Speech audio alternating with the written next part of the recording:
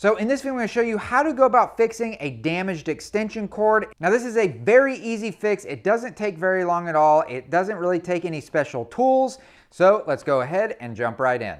All right, so as you can see, I've got a pretty damaged extension cord here. I'm completely missing the female end.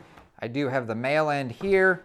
Now, whether or not you're replacing a female end like I am, or you need to replace the male end of a cord, the repair and the instructions are gonna be exactly the same. You're just gonna be dealing with two different parts. All right, so I'm gonna take my damaged portion of the extension cord, and as you can see, most of the damage ends here, but you always wanna take a closer look just to make sure that there's not damage further on down the cord like you see right here. And if I open that up, if you look right in there, you can see that there is some of that wiring exposed right there. It went through the insulation.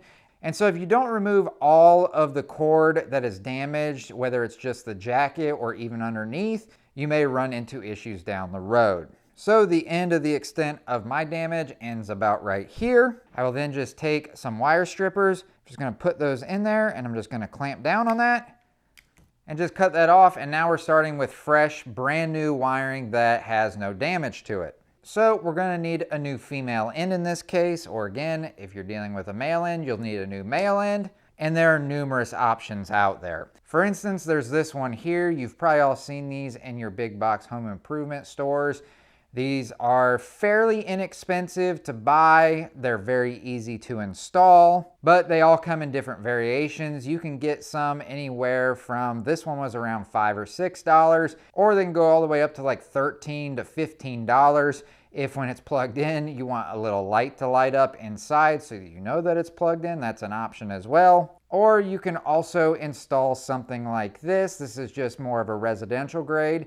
Now this is made by Leviton. This is a name brand company. Same goes for the male ends. This is the male version of this more residential grade. This is also made by Leviton. And then you can also pick up one of these commercial grade ones as well if you want one of these larger plugs and you just want something that's a little bit more industrial. But in my case, I'm gonna go with this $2 end just because it more so mimics what was originally on there. And I also wanna note with these, along with the residential grade and all of the male plugs as well, everything that you see in this video, including the tools that I'm going to use in order to do this project, I'll have links for everything down in the description down below. If you're interested in one or many of the items you see in this video, all you have to do is find those links, click on them, and it'll take you directly to them so you can check them out for yourself. And the way that these all work here is you got a screw in here on top, so I'm just gonna loosen that up. And then when I've got that loosened up, I can completely fold it open,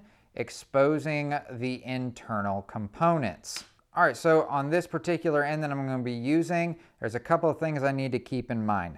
Number one, when this gets inserted into the bottom of this particular female end, it needs to be able to go through that hole right there, and then it will get clamped down with this one screw. But when we open it up, you'll see there's this plastic piece right here. So we cannot have this full cord with the jacketing on it going past that point. We're gonna have to actually measure out how much of this jacketing we need to remove so that we just have wires then getting to the components inside. So generally what I do is on this particular plug, you see this little groove right here.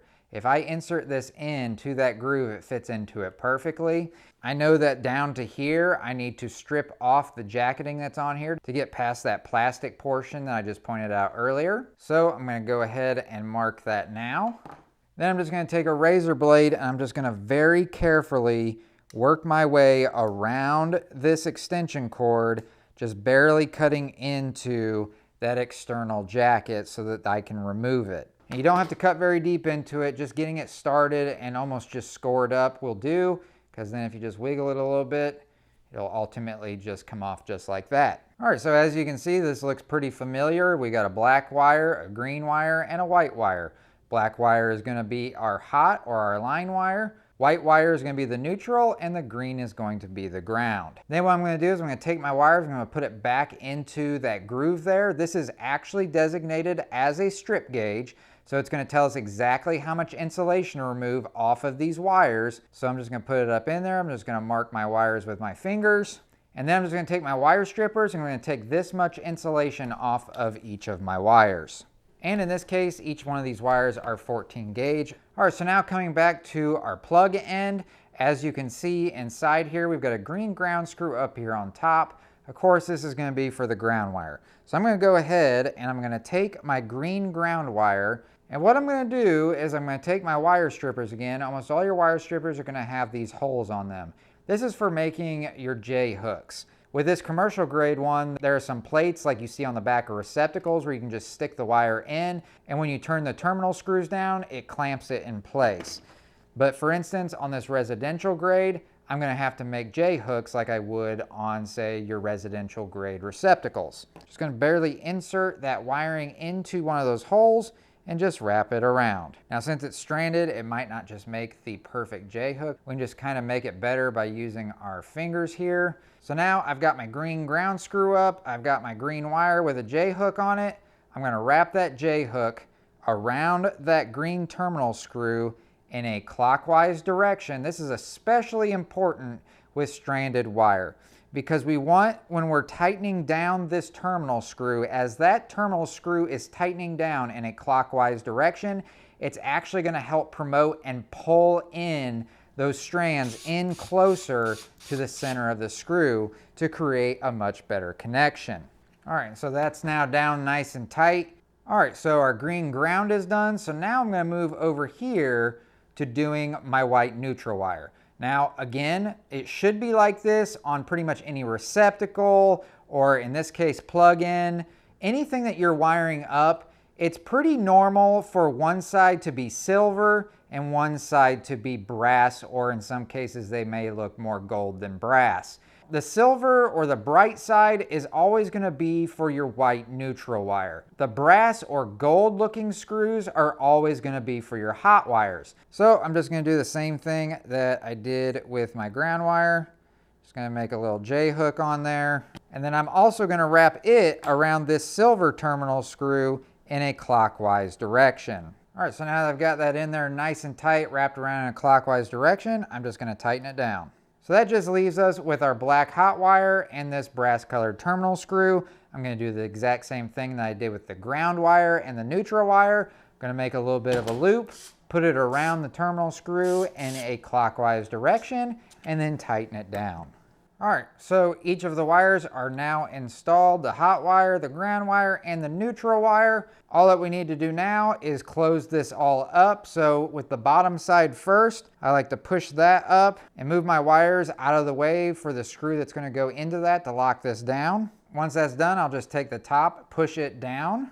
And then once that's down, there's just this one screw in here on top. Just need to tighten that down. And now this cord is as good as new. All right, so now the important part, does it work? I've got the male end plugged in. We got our new female end here. I've got my outlet tester here. When I plug this in, if these two lights over here light up, then everything was wired up correctly. And as you can see, these two lights are lit up, so we've got power going to it. These two lights are designating that everything is hooked up correctly. We don't have any of the wires reversed, and so now this extension cord is good to go. Now, if you found value in this video, then you're definitely going to find value in a video that I did fairly recently where I go about showing you the best ways to wrap up an extension cord. I know it sounds like it would be a very easy thing to do, but most of us just wrap it around our arms, and we're going to get a lot of tangles that way. So in that video, I'm going to show you exactly how to go about wrapping up an extension cord so when you go to unwrap it, you will never ever have any tangles again. If that's something you'd be interested in, you can click on this video right over here. When you click on it, it will take you directly to it. So I hope that you found this to be helpful and informative. And if you did, if you could do me a huge favor, hit that thumbs up button right down below. And of course, if you have any questions or comments still, you can leave those down in the comment section. And I'll catch you all in the next one. See ya.